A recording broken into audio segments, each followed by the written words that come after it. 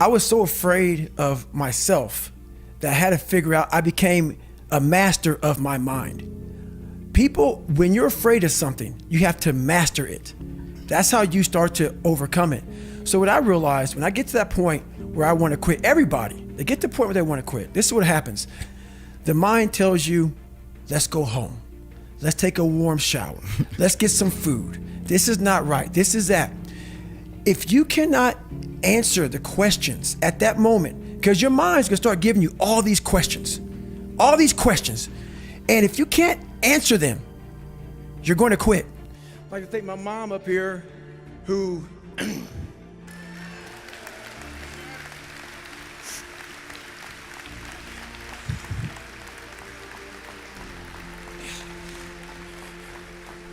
who never picked me up, when I fell. She taught me how to get up when I was knocked down. I'd like to thank my uncle for always being there for me. And I thank all of you out here who fought in these wars. You have no idea how big of a deal this is to me. I was not always this strong guy you see. I went through a lot of hard times in my life to get here today. And a story I'll tell you with real quick. I tried once to get in the Air Force to be an Air Force pararescueman. And I quit for fear of the water. I was 175 pounds.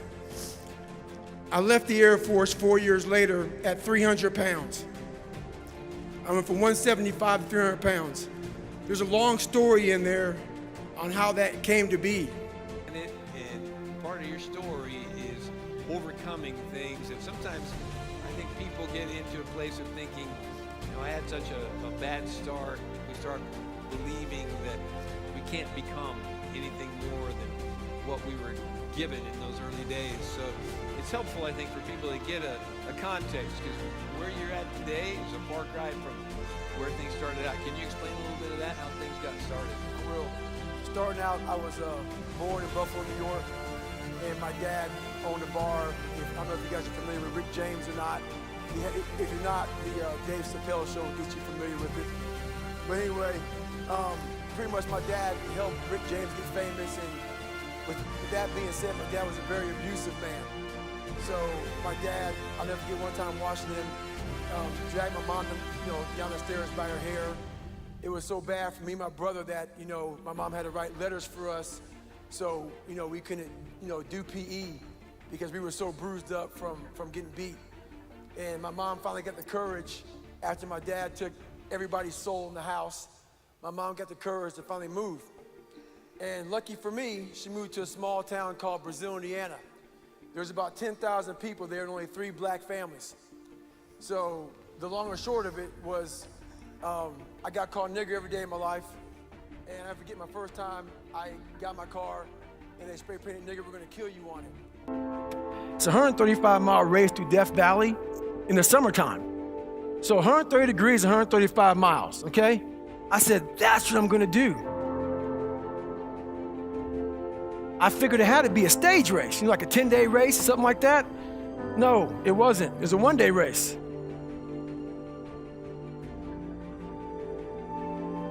And so I called the race director up and said, hey man, I'm David Goggins. Chris Kaufman goes, yeah, that's great.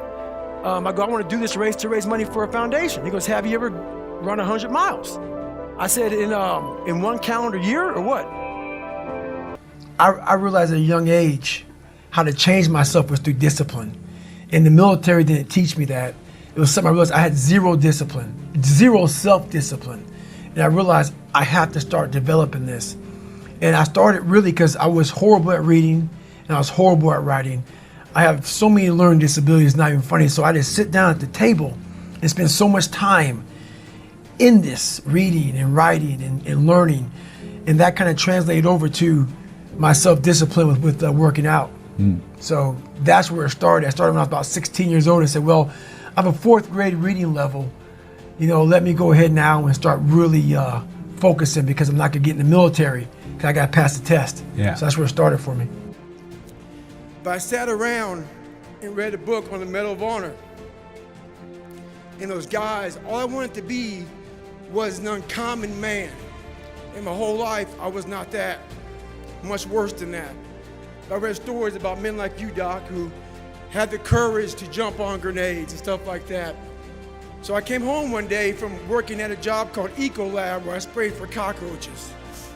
Made $1,000 a month, weighing 300 pounds. And I got home and I watched a show on Discovery Channel of guys carrying boats and logs, Navy SEAL training. And I decided to make a change in my life. So I'm trying to paint just a picture for you all to let you know that you don't need much to be successful in life. So that's kind of how I started off. With all of that challenge, that can just beat you down so much that it can change your whole sense of worth. Somehow you got through it. Do you know how? Like what gave you the ability to overcome that beginning?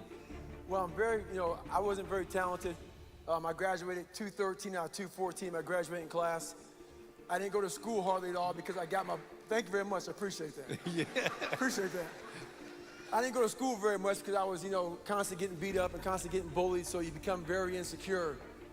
And the one talent, and I call it a talent, it's a great gift that I do have, is I've always heard this voice in my head, and the voice was from God.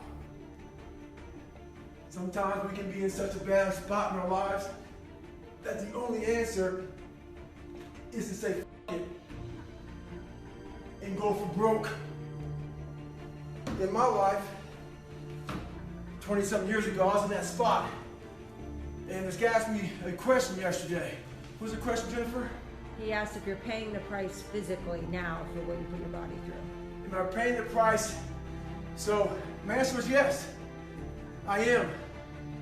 But what he didn't know was literally, I stepped back at 297 pounds, looked in the accountability mirror, and I saw a reflection I didn't like.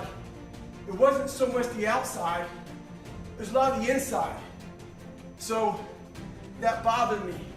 And I was willing to do whatever it took to change that reflection. 100-mile race, 200-mile races, pull-up records. My mind would come creeping in. Like when I was doing 4,030 pull-ups at 2,000 pull-ups and my hands were ripped open, my mind said, look, brother, we've done all these other things. You've proven yourself. You're good. If I didn't have the answer to respond to my mind and say why I'm here, why I'm doing this, you will always lose that fight. You have to have the response to what your mind is going to tell you. And another thing about that is self-talk. A lot of people have like these big four on mental toughness. All that is crap about self-talk, visualization. It's true, but the thing about self-talk and all these things, they ask me, what do you think about when you're on mile 100 of a 205-mile run? What are you thinking about when you realize you've run for 24 hours and you have 24 more hours to run and you have another 105 miles? What goes through your mind? What do you say to yourself? I want to know. And I called the recruiter up and he asked me these questions. He had to meet a certain age, like a certain height and weight limit. I was 6'1" and 300 pounds. He laughed at me. 7 other recruiters laughed at me. One recruiter finally said, come on in, I'm too busy to talk to you on the phone. He didn't know how much I weighed. I walked in the recruiter's office and he looked at me and he said, you're fat and you're black. I said I want to be a Navy SEAL. I didn't know there'd only been 35 African-American Navy SEALs at that time in over 70 years. He said I basically had to lose 106 pounds in less than 3 months because of my age. I was getting too old. I came back 3 months later, 106 pounds lighter. Thank you.